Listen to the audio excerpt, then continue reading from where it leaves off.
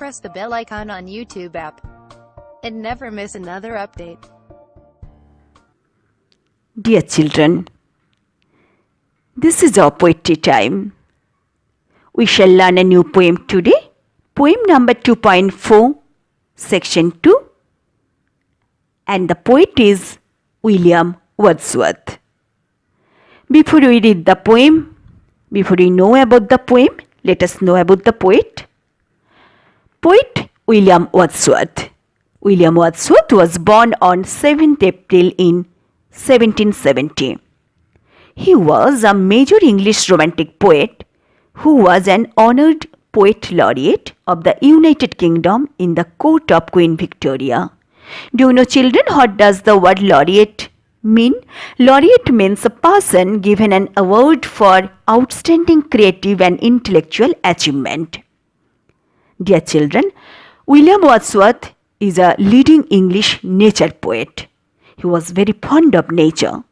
His collection of poetry lyrical ballads is considered as the central work of romantic literary theory.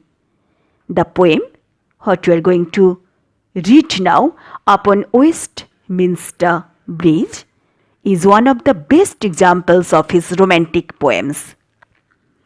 So open at page number 82. Let us read the poem now. Upon Westminster Bridge. Earth has not anything to show more fair. Dull would he be of soul who could pass by, a sight so touching in its majesty. This city now doth, like a garment, wear the beauty of the morning, silent, bare. Ships, towers, domes, theatres, and temples lie open unto the fields and to the sky, all bright and glittering in the smokeless air. Never did sun more beautifully steep in his first splendour, valley, rock, or hill. Never saw I, never felt a calm so deep. The river glideth at his own sweet will. Dear God, the very houses seem asleep, and all that mighty heart is lying still. Dear children, we must know about the setting of the poem, where the poet was inspired to compose this poem. So let us know about that. Wordsworth and his sister Dorothy were travelling by a coach. They were going to the port of Dover, where they wanted to cross over to Calais, France. Dorothy, poet's sister, wrote in her journal this information. It was between 5 a.m. to 6 a.m. in the morning. The streets were mostly empty and there was no traffic at all. But when Wordsworth and his sister crossed the famous Westminster Bridge over the Thames River, they could not resist getting out of their coach, being impressed, extremely impressed by the scene in the morning. There was no fog. It was a marvelous sight in that morning. The sky was airy, the sky was blue and spacious. The sun has begun to rise, casting a bright yellow light over those famous London landmarks. As the sun moves from the horizon, the building, the ships began to glitter. The sunlight makes London appear to be a completely different city, a beautiful city. In the second half of the poem, the poet reflects on other times when he has felt a similar sense of place and well-being. He thinks of his explorations around the countryside with its many green hills and valleys, but he decides that even these cannot compare with the vision before him. What he is observing now in this fine morning. The poem's mood is of utter amazement, respect, and surprise. Children, let us say the structure of the poem. The poem is written in Petrarchan sonnet form. You must observe there are 14 lines in this poem. This scheme divides the poem Petrarchan sonnet form scheme divides the poem into two sections. The first 8 lines octave and the next 6 lines sestet. And in the first 8 lines, the poet describes early morning London in detail and then goes on in the final 6 lines to compare the city in the moment to natural wonder. The rhyme scheme is ABBA, ABBA, CD, CD, CD, as is fairly common for a Petrarchan sonnet. This poem gives a glimpse of relationship between man and nature. The main theme of the poem is nature. The poet describes the beauty of the city as the towers, the cathedrals, the theatres, and the temples.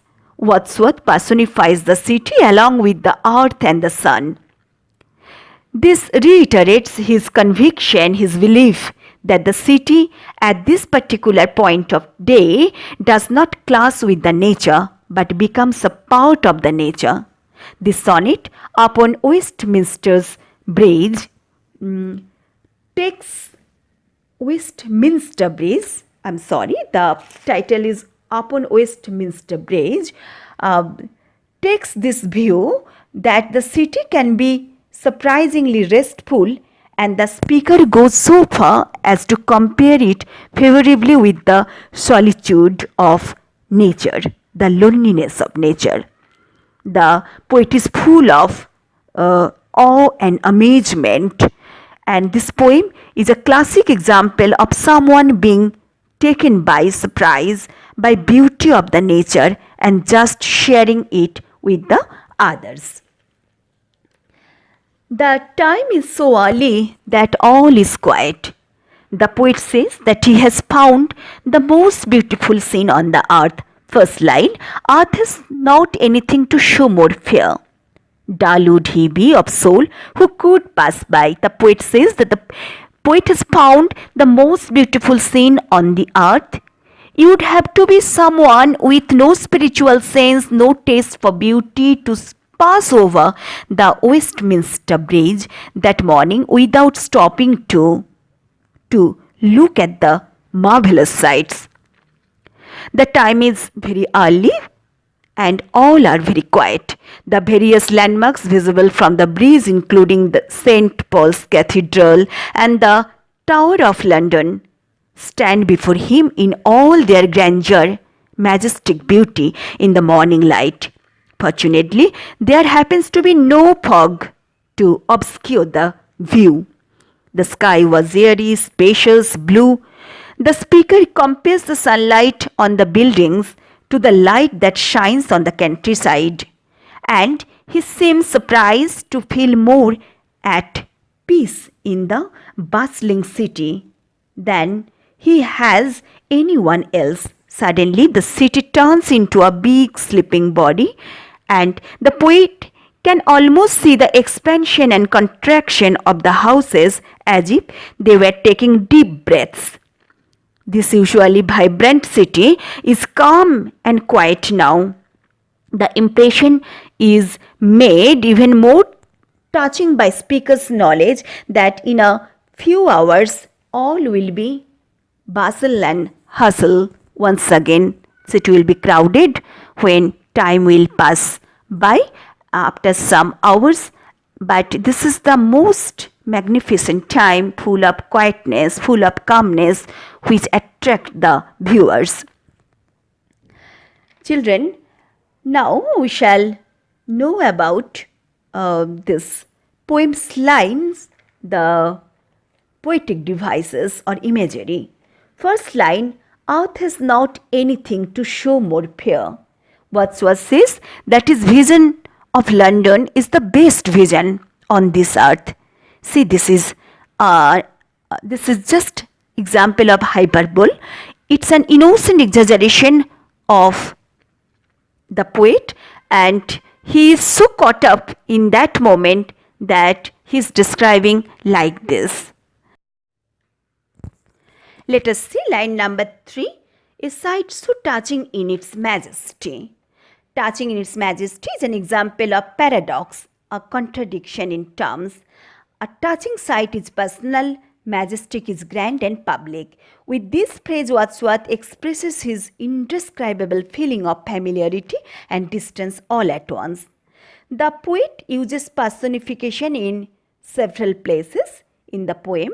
In reference to the city, sun, river and houses, he has used personification. He creates the impression that nature is a living being with a soul. In line 4, the city now doth like a garment, wear the beauty of the morning.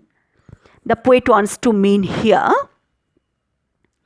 that the poet just would like to mean here, the poet imagines that the city is wearing a beautiful garment. So, city has also been personified here. Now, let us see the heard words, the new words, Earth has not anything to show more fair, dull would he be of soul who could pass by a sight so touching in its majesty. Majesty means grandeur, the beauty, the richness. The city now doth means does. It's an archaic word. It is no longer used now. It is used as Old English, like a garment, clothing, where the beauty of the morning, silent, bare. Ships, towers, domes, theatres and temples lie open unto the fields and to the sky, all bright and glittering, shining in the smokeless air. No pollution is there, very fresh air. Never did sun more beautifully steep means rise in his first splendor, first brightness. Valley, rock or hill, never saw I, never felt a calm so deep. The river glideth. Again, an archaic word, Old English word has been used. Glided means passes, moves on. Glides actually meaning is, the poet wants to mean glides. The river glides at his own sweet will. Dear God, the very houses seem asleep and all the mighty hurt is lying still. So here is not much new words for you. So you must have understood the inner significance of the poem. The poet uses personification in several places in the poem in reference to the city, sun, river, houses. He creates the impression that nature is a living being with a soul, and the morning beauty is compared to clothing. The sun is personified as a male. The river is personified as a person who likes to take things at his own pace, will, and the houses are personified as sleeping people. And because the city is quiet, it seems the whole city is sleeping. In reality, people inside the houses are the ones who are asleep. The city is personified as a person with a heart. The heart is lying still. That means the poet is emphasizing on the calmness and quietness of the city, which will soon be busy after certain hours, when the time will move on the next section of the day. So children, this is all about the poem Upon Westminster Bridge. I know that you know the meaning of the word bridge. Bridge is a structure that is built over a river or a railway so that people can easily communicate. People or vehicles can cross from one side to the other. And while pronouncing, be careful. Upon means on. Westminster, it is not minister. Okay, so be very careful of slip of the tongue. Westminster Bridge, it is a bridge built on the famous river, Thames River of London. So this is all about the love of nature from the corner of heart of the nature poet William Wordsworth. This is all about the central idea of the poem, and if you have any difficulty, kindly write to the comment box. Okay, write in the comment box. I shall read your comment and I shall answer you the moment I find time to come to you. Once again, I shall come with question answers of this poem in my next video. Till then, bye. Have a nice time.